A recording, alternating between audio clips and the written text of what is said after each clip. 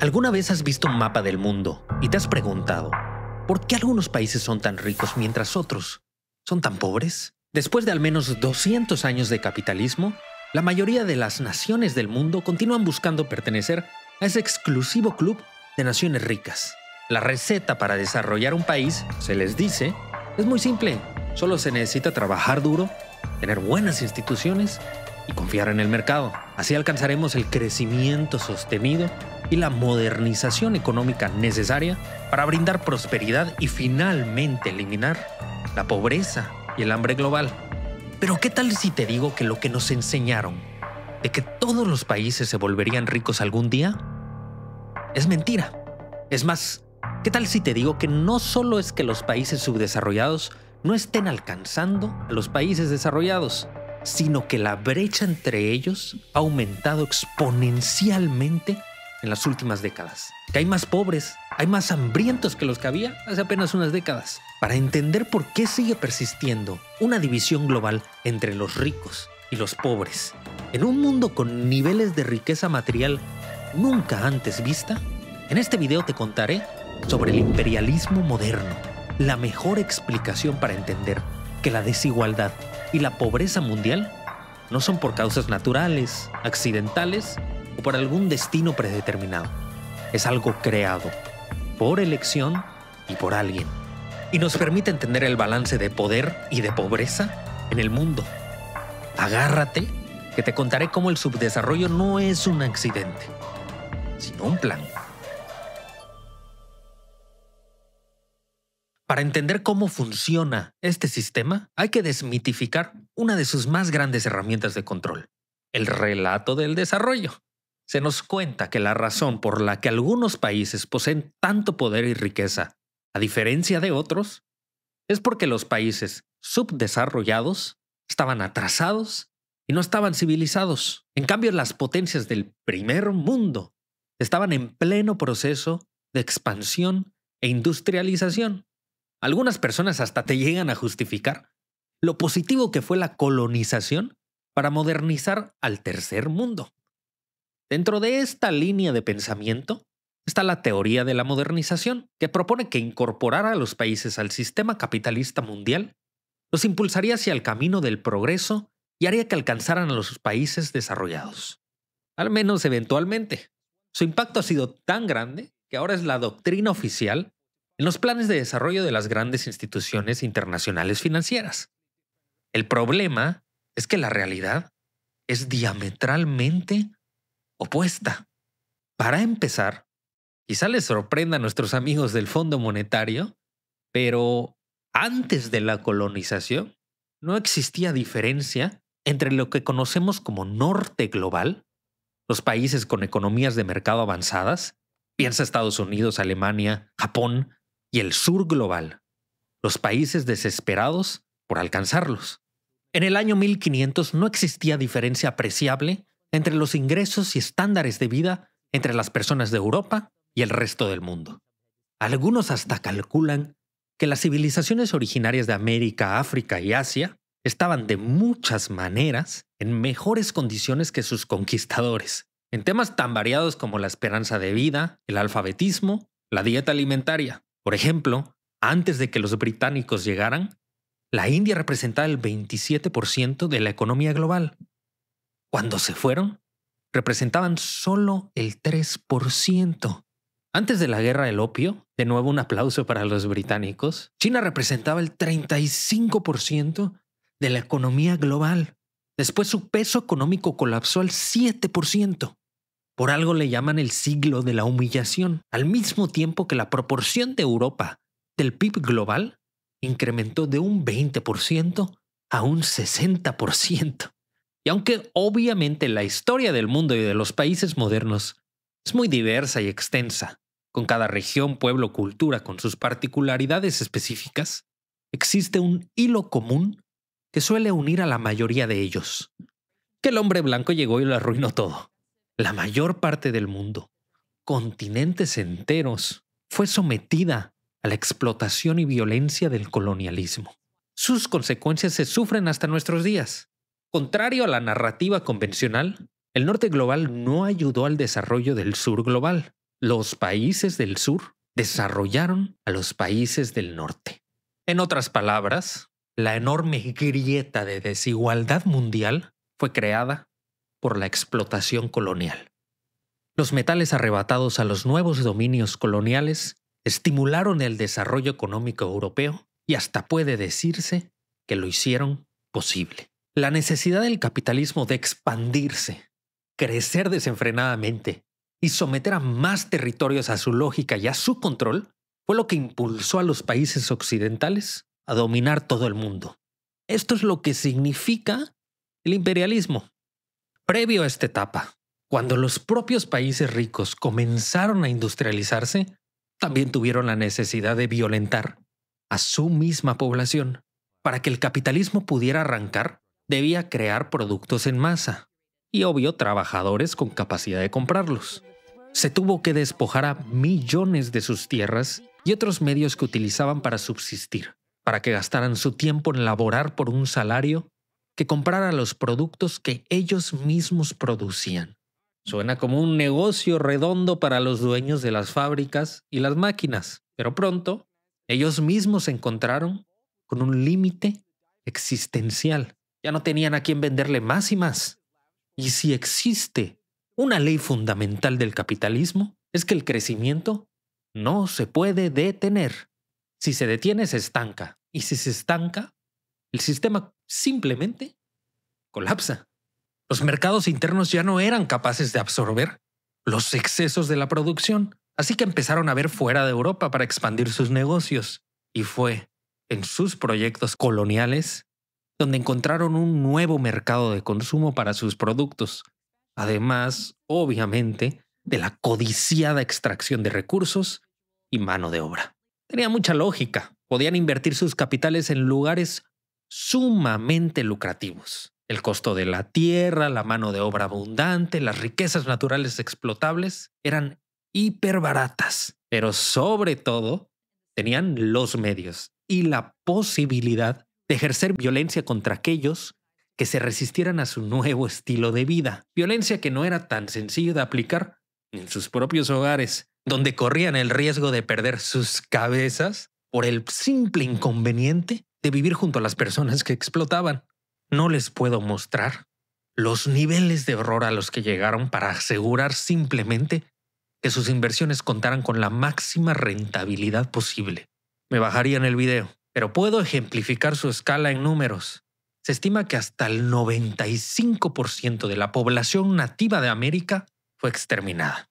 Entre 50 y 100 millones de personas habitaban el continente antes de la llegada de los europeos. A mediados de los 1600 se redujeron a 3,5 millones. Y si les faltaba gente para laborar, los europeos tenían una solución: los esclavos de África. De hecho, precisamente el comercio transatlántico de esclavos en plantaciones agrícolas hizo que, por ejemplo, las pequeñas islas del Caribe fueran infinitamente más importantes para Inglaterra que sus 13 colonias que dieron origen a los Estados Unidos. De hecho, su rol es tan importante que se reconoce como el motor esencial para la acumulación de capitales que hizo posible el impulso de la revolución industrial. El azúcar del trópico latinoamericano aportó un gran impulso a la acumulación de capitales para el desarrollo industrial de Inglaterra, Francia, Holanda y también de los Estados Unidos, al mismo tiempo que mutiló la economía del nordeste de Brasil y de las islas del Caribe y selló la ruina histórica de África. En estas islas justamente podemos tener un número concreto de cómo fue artificialmente subdesarrollado un país en beneficio de otro. Haití, el primer país en declarar su independencia en América Latina y el Caribe, y el primero en el mundo moderno en abolir la esclavitud por un levantamiento de sus mismos esclavos, fue obligado a pagar por su libertad una indemnización a Francia por la pérdida de sus bienes, plantaciones y esclavos de al menos 21,000 millones de dólares, lo convirtió del lugar más rentable al país más pobre de América hasta hoy. Estos son 21,000 millones de ventaja para Francia y 21,000 millones de retraso para Haití. No les tengo que explicar lo asqueroso que es la idea de forzar a un pueblo a pagar una deuda, o más bien una extorsión, para adquirir su libertad. Pero este número ni siquiera contabiliza todo lo que fue extraído de Haití durante su periodo colonial, y posteriormente se estima que la deuda de independencia le quitó a Haití de 21 a 115 mil millones de dólares anuales de crecimiento económico por casi 200 años. Su deuda fue liquidada hasta 1947. Fue precisamente durante mediados del siglo XX cuando el colonialismo por fin estaba cediendo en la mayor parte del mundo. Las naciones dominadas vieron una ola de exitosos esfuerzos de liberación nacional para por fin ganarse su independencia. Normalmente se piensa que aquí se acaba la historia. Aunque gobernaron al mundo por siglos, los países dominantes se fueron y los pobres finalmente tuvieron chance para poder ascender. Pero entonces, ¿por qué permanece una brecha entre los países ricos y los pobres? ¿Que no es obvio al ver un mapa que los países empobrecidos fueron las anteriores colonias? ¿Acaso es que simplemente nos han esforzado y trabajado lo suficiente? Pues no es tan simple. Hay algo más detrás. El tema aquí no es solo que las potencias occidentales tuvieron una ventaja inicial respecto al sur, sino que, al ser forzadas a dejar sus colonias, así como en Haití, estas potencias no soltaron su control económico que estratégicamente forjaron por siglos. El subdesarrollo en el sur global no fue un fenómeno natural, sino la consecuencia de la manera en que las potencias occidentales habían organizado el sistema mundial durante cientos de años. Esta idea es básicamente lo que latinoamericanos como Raúl Prebisch conjugaron para contrarrestar la hegemónica teoría de la modernización. La teoría de la dependencia, le llamaron, explica que el subdesarrollo y la desigualdad global son productos del diseño intencional de una economía global organizada por y para las superpotencias y obviamente su élite ultra rica. Aquellos países beneficiados del sistema fueron llamados los estados en el centro, mientras que a los perdedores los llamaron los estados en la periferia.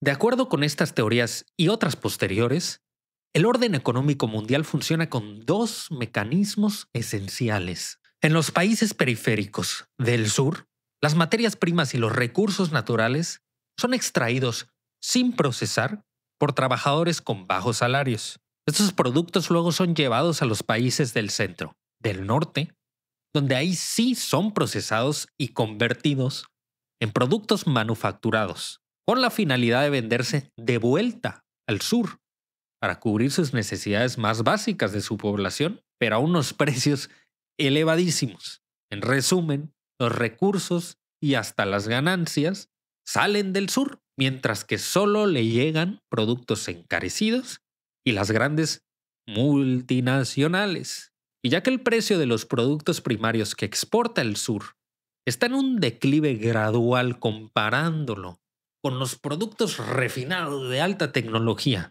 que importa de países ricos, los países periféricos continúan atrasándose aún más y más. En otras palabras, conforme avanza el tiempo, el sur termina pagando más y obteniendo menos, efectivamente evitando la creación de sus propias industrias, mucho menos competitivas. Eso nos lleva al segundo mecanismo, el intercambio desigual. Básicamente, los salarios de los trabajadores del sur son intencionalmente reducidos para hacer posible que los salarios del norte sean lo suficientemente altos para poder consumir los productos.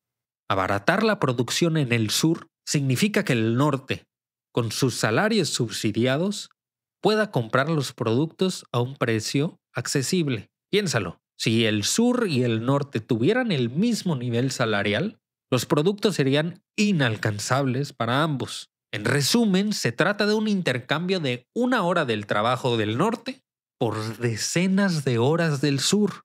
Este mecanismo es bien peligroso porque se trata de una transferencia de valor invisible, que hasta suele ser justificada por los economistas modernos. Ellos argumentan su legitimidad con que los países del norte simplemente son un montón de más productivos que los del sur, o que son lógicos mecanismos de mercado, oferta y demanda. Lo que no dicen convenientemente es que las diferencias salariales continúan, aunque se corrijan por productividad. O sea, la diferencia es tan abismal que la mano de obra no calificada del norte suele ser mucho mejor recompensada que la calificada del sur. Y peor aún, estos economistas eligen ignorar los desbalances de poder que existen en la economía mundial. Los economistas, como los colonos antes, lo que están haciendo es culpar a los pobres por su condición, sin cuestionar los mecanismos que hicieron posible la extracción y explotación del sur y que siguen persistiendo, aunque de una manera más encubierta. La razón detrás de la brecha salarial no es ninguna fuerza de mercado, o si estamos en esa, una fuerza invisible mágica. Es simplemente el poder que ejercen las grandes economías para rebajar el costo de los salarios en los países pobres y así maximizar las ganancias de sus gigantescas corporaciones. Y aunque ciertamente el mercado mundial se ha transformado, en los últimos años la mayoría de las fábricas y manufacturas se trasladó al sur, esta relación desigual no ha cambiado. Como nos dice Eduardo Galeano, el intercambio desigual funciona como siempre. Los salarios de hambre de América Latina contribuyen a financiar los altos salarios de los Estados Unidos y Europa. Esta teoría inspiró a gran parte del sur global a impulsar una nueva agenda de desarrollo, creando por fin economías que funcionaran a su beneficio, no para potencias ajenas. Lo lograron redistribuyendo y protegiendo sus mismas industrias. Aranceles, subsidios, gasto social en salud y educación, salarios dignos a sus trabajadores, y por un tiempo funcionó. La brecha entre aquellos países que adoptaron la estrategia en el sur y el norte disminuyó por primera vez en siglos. Realmente a nadie le sorprendió. Después de todo, fue lo que inicialmente hicieron los países ricos para consolidarse económicamente a sí mismos. De hecho, Inglaterra, que gracias al proteccionismo se convirtió en un imperio mundial, se la pasaba promocionando la doctrina de libre comercio alrededor del mundo, incluyendo sus colonias estadounidenses. Un poco más tarde, cuando Estados Unidos se independizó y empezó a pensar en cómo construir su economía, optó por perfeccionar los pasos de sus colonos ingleses en su agresivo proteccionismo. Como dijo un presidente en aquellas épocas, durante siglos Inglaterra ha confiado en la protección. La ha llevado hasta sus extremos y ha obtenido de ella resultados satisfactorios. No cabe duda de que debe su fuerza presente a este sistema. Después de 2 siglos, Inglaterra ha encontrado conveniente adoptar el comercio libre, porque piensa que ya la protección no puede ofrecerle nada. Muy bien, entonces, caballeros, mi conocimiento de mi país me conduce a creer que dentro de 200 años, cuando América haya obtenido de la protección todo lo que la protección pueda ofrecer, adoptará también el libre comercio. De nuevo, hace sentido. Es fácil querer competir cuando sabes que empiezas con ventaja. Como Ha-Joon Chang dice, los países ricos quieren patear la escalera del desarrollo que ellos mismos escalaron y así evitar que otros países puedan rivalizarlos con sus propias industrias. Como él ejemplifica muy bien, es como si aventaran a su hijo, el pequeño Ha-Joon Chang, a competir en el mundo laboral en lugar de darle la protección necesaria de un hogar para que madure, sea exitoso y actúe como una persona funcional. Asimismo, las industrias del sur tienen que ser protegidas por sus estados para ser capaces de competir contra los grandes consorcios monopólicos multinacionales. Las políticas redistributivas fueron tan exitosas para el desarrollo de los países de la periferia que ocasionaron lo inaceptable para los países en los centros de poder.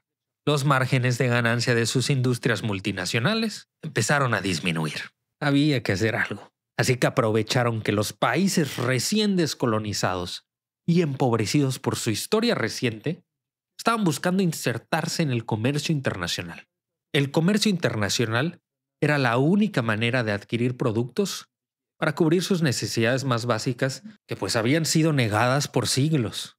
Los países dominantes incluyendo aquellos que los habían explotado tanto y tanto tiempo, junto con las instituciones de comercio global, el Fondo Monetario, el Banco Mundial y la Organización Mundial del Comercio, que controlaban, pusieron algunas inofensivas condiciones para su ingreso. Y también los sedujeron con préstamos que necesitaban para arrancar económicamente. Lo único que tenían que hacer era aceptar sus paquetes de ajuste estructural. Básicamente, desechar todo lo que estaban logrando. Se empezó a privatizar todo, se permitió el flujo de capitales extranjeros sin ninguna restricción, se quitó los aranceles y se minimizó el rol del Estado en la economía. Nació el neoliberalismo. Así como Francia hizo con Haití, el norte usó su poder comercial y geopolítico para evitar que el sur buscara un modelo económico auténticamente autónomo. Si resistían, los quebraban con la deuda de los préstamos que fueron desde un inicio diseñados para ser impagables. Y si ni con eso, el uso de la fuerza también fue válido. Los golpes de Estado y los escuadrones de muerte fueron cotidianos. Lo innegociable para el norte era el acceso sin límites a los recursos, a la mano de obra y a los mercados para las empresas transnacionales. En otras palabras, las potencias del centro continuaron dominando, con sus dinámicas y estructuras de poder económico intactas. Y lo lograron. Abarataron el precio de la mano de obra y los recursos naturales y recuperaron su más preciado tesoro, el numerito al final del informe anual corporativo, el margen de ganancia neta. Esta es la razón por la que los países pobres siguen siendo pobres. Solo para ejemplificar la escala de su éxito, veamos la gráfica que mostré al inicio. Aquí se ve la brecha en términos reales del PIB per cápita de los Estados Unidos y la del resto de regiones en desarrollo. Desde 1960, la brecha se ha triplicado. Específicamente, la brecha entre Estados Unidos y Medio Oriente y el norte de África creció un 154%. Con América Latina, un 206%. Con África subsahariana, un 154%. Y con el sur de Asia, un 196%. La desigualdad es tan pero tan abismal que un norteamericano en promedio gana 9 veces más que alguien en Latinoamérica, 21 veces más que alguien en África del Norte o el Medio Oriente, 52 veces más que alguien en África subsahariana y 72 veces más que alguien en Asia del Sur. El colonialismo realmente nunca se fue. No totalmente. Solo ahora sí que se modernizó. En nuestros días se estima que el norte se apropia de 10.8 billones de dólares en recursos del sur, todos los años. Suficiente para acabar con la pobreza extrema global 70 veces. La idea principal que les quiero dejar es que Estados Unidos puede ser Estados Unidos porque la mayoría del mundo no puede serlo. Es justamente la sobreacumulación de riqueza de un lado del mundo la que está causando la escasez y la miseria en el otro. Tal como con el colonialismo, los países ricos no ayudan a desarrollar a los países pobres. Los países pobres están desarrollando a los países ricos. ¿Qué hacer? Existen muchísimas posibilidades que podemos plantear. Y hemos planteado en otros videos. De hecho, chéquense los otros videos y suscríbanse para estar pendientes de los nuevos. Lo que es esencial es que los países desde el sur finalmente establezcan un modelo de desarrollo soberano que cumpla con los intereses de la vasta mayoría de la población mundial.